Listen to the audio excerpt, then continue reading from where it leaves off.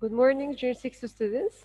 Today's lesson is the stative verbs. I've told you before that stative verbs is the completion of the first lesson that I sent, present simple, present continuous. So I know the state verbs are not new to you. You studied this in Junior 4 and Junior 5 too. Okay, first of all, I want you to differentiate between two kinds of verbs. Today we're going to talk about stative verbs, and you have to differentiate between stative verbs and dynamic verbs or action verbs. So state verbs, from the name stative verbs, they describe your state. But action verbs describe the action that you do. Now I'll show you a short video about stative verbs. It's a very quick one. And now we're going to go into details. So here is it on the YouTube, non-action verbs. Let's watch it.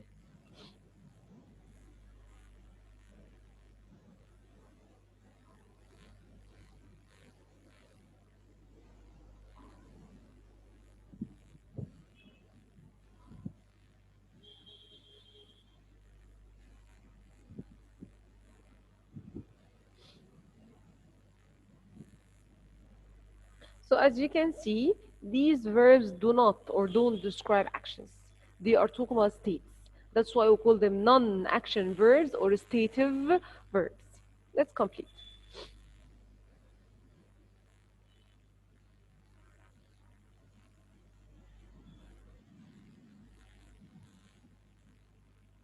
So here I have two sentences about the same thing, about the dog. I hear a dog bark, or I'm listening a dog barking. So I have the verb listen and the verb hear.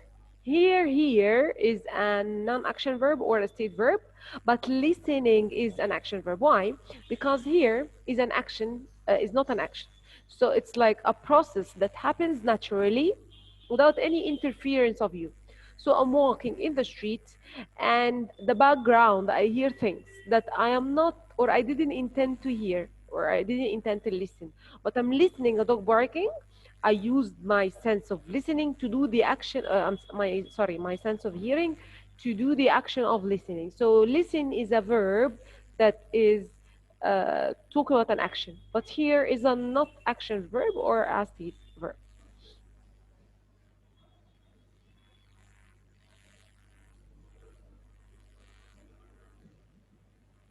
And now the video will list for you all the state verbs that you should know. The first group are emotion verbs, or the verbs that show emotions, and all of them are state verb or non-action verb. I have love, hate, like, and dislike.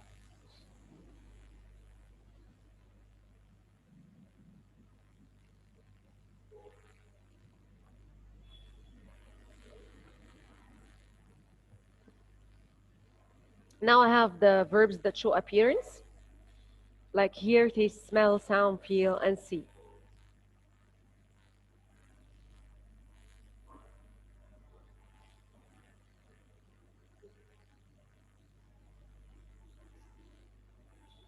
Now I talk about the verbs that show or express need or preference, want, need, prefer.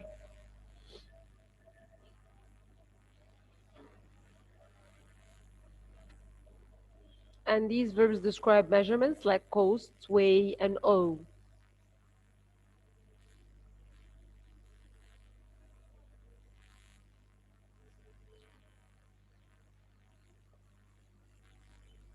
Okay, now let's go to the details of the lesson.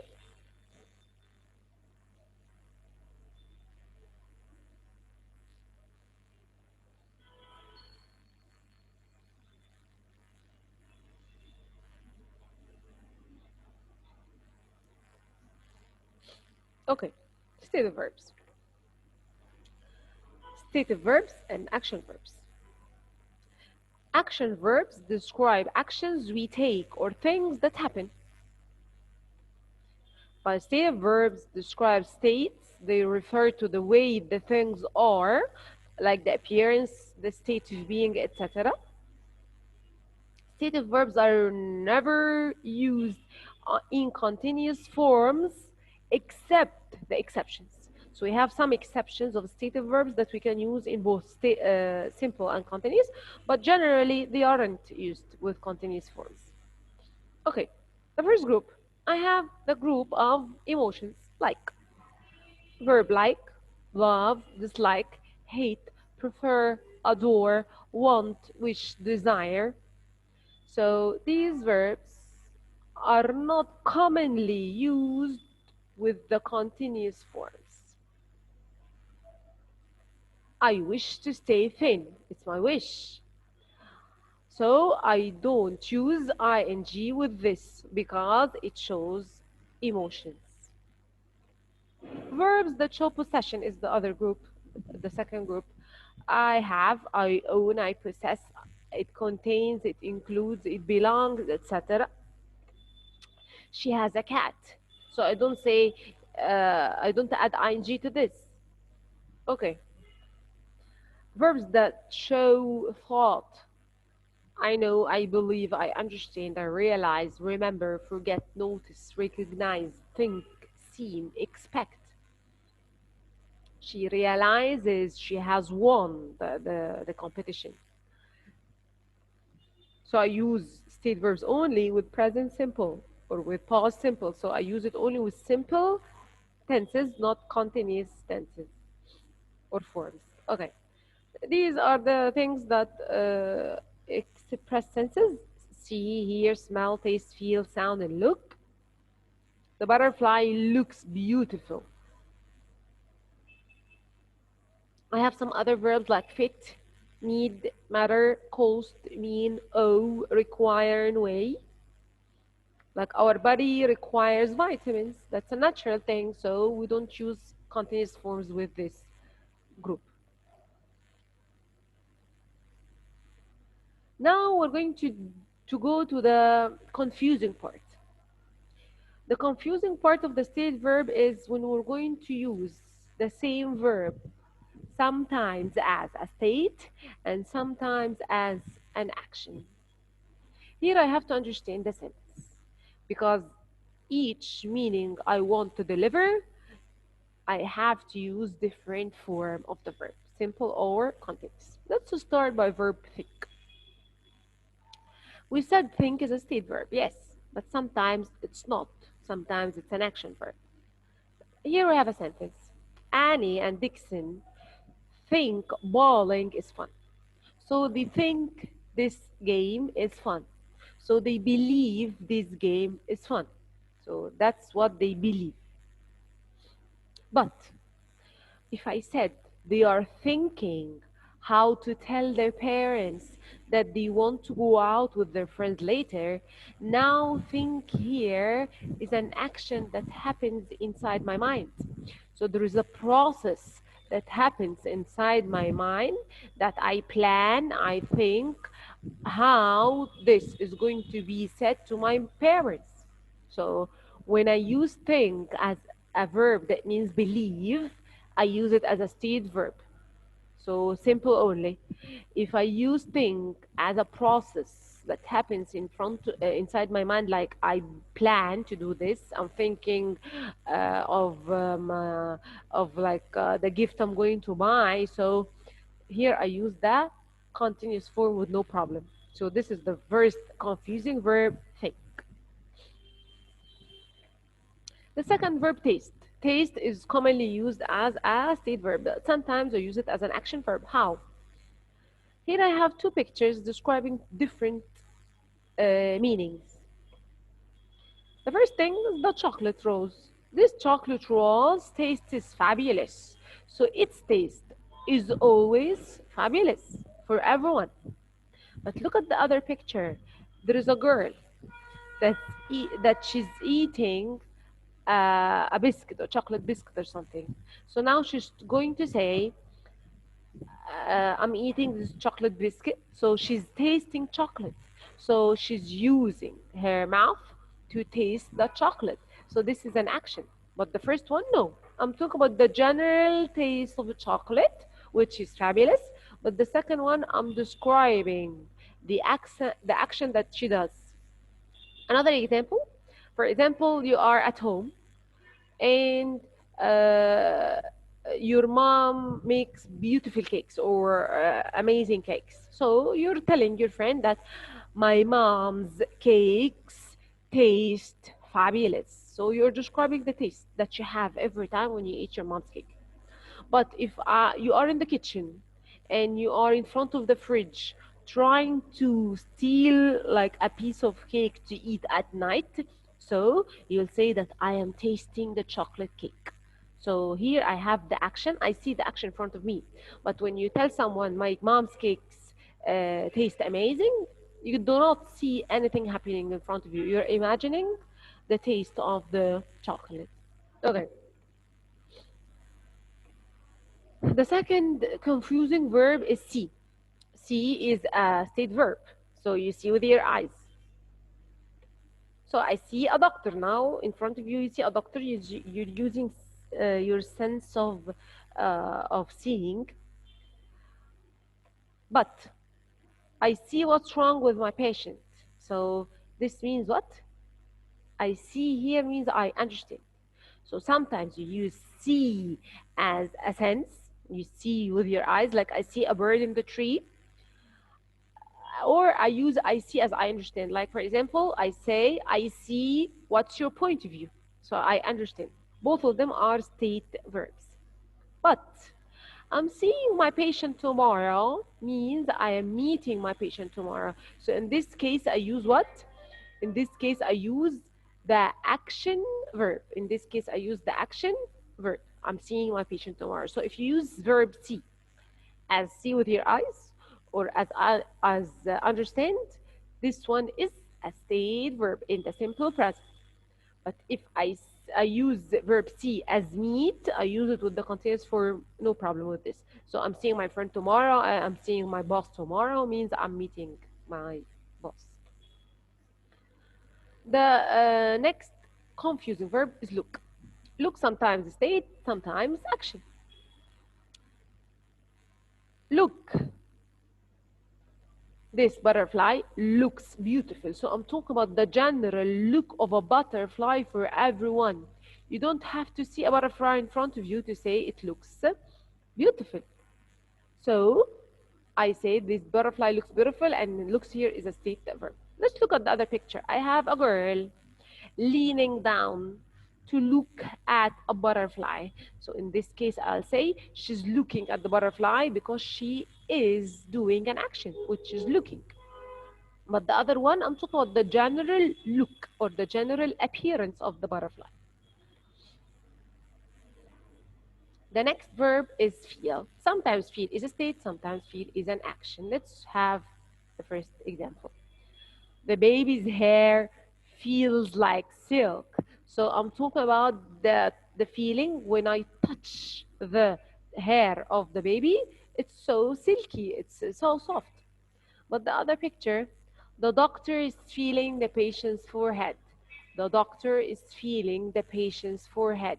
So the doctor is using her hand to put it on the forehead of the patient to see if she's feverish or no. The doctor is feeling the patient's forehead. So this is an action verb. That's why I use the continuous form. The next verb is smell. Let's have a look at the first example. Those or these roses smell beautiful. So for everyone, they will smell beautiful. But the other one, I see a girl putting her nose into the rose to smell it. So she's doing an action in front of me. So I'll say she's smelling the rose. Verb have. That's an easy one. She has a cat. This means that she owns the cat. She possesses the cat. So she has a cat. It's a state verb. But look at the other one. The cat is having a swim. This means have here is used as take. So I'll say the cat is taking a swim or the cat is taking a shower. So when have, verb to have means own, possess, usually used as a state verb. But when verb have used as take or eat breakfast, like I'm having my breakfast, we use it with action verbs or in the ing forms. The next verb is weigh. Let's have a look at the first example. This rabbit weighs a lot. So I'm talking about its weight on the scale. This rabbit weighs a lot. The other one, the owner is weighing her rabbit.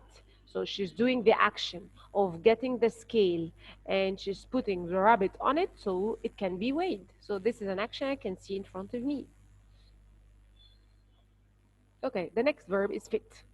Fit here has two meanings. One action verb, one state verb. Let's start by the state verb. The dress fits her perfectly. So that's the state of the dress on her. It fits her perfectly. So it looks amazing on her. So the dress fits you. The shoes fit you. The second one, now these two tailors or these two dressmakers, they are fitting the new dress on her. So they are having a process, action happening. So they are making it loose. They making it loose. They making it tight, whatever. Another verb appear. Appear used in two forms, state and action. The first one, he appears to be irritated. So when I look at his face, he appears to be sad. He appears to be angry. But the second one, that's the famous Cameron Diaz. She's appearing in Green Hornet soon. So appearing here means she's starring or she's shooting the movie. So appears the first is used to say that he looks. But appears the second, it means that she is making the movie, she's starring the movie. Verb to be, that's another case. So generally, he is a friendly person. So usually I use verb to be in the present simple. He is, she is, they are, I am. How? I use it when I'm talking about the general trait of the person. This person is generally friendly person. And all the time, this person is friendly with everyone. But sometimes this trait changes. He is being really angry today only. What has happened?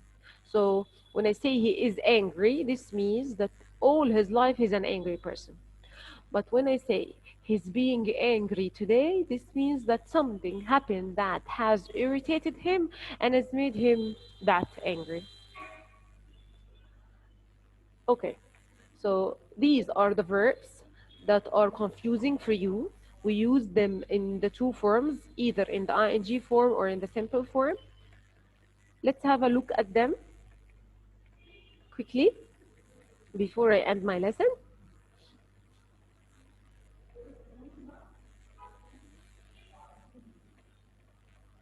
Okay, the confusing verbs are think.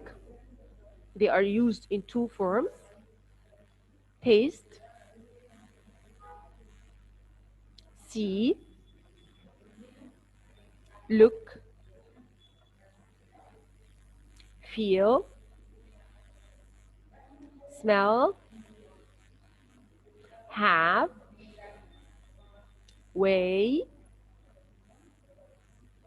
fit, appear, and at last verb to be. Okay, so these are the confusing verbs, and in the beginning of the video, I explained the state verbs that are always used as state verbs. I hope that you understood this lesson. So I depend on your memory, that you will memorize the verbs that are usually in the state verb form or in the present simple form or in the simple form in general, and the differentiation between the confusing verb when each one means different meaning. Thank you very much, and I hope to see you soon.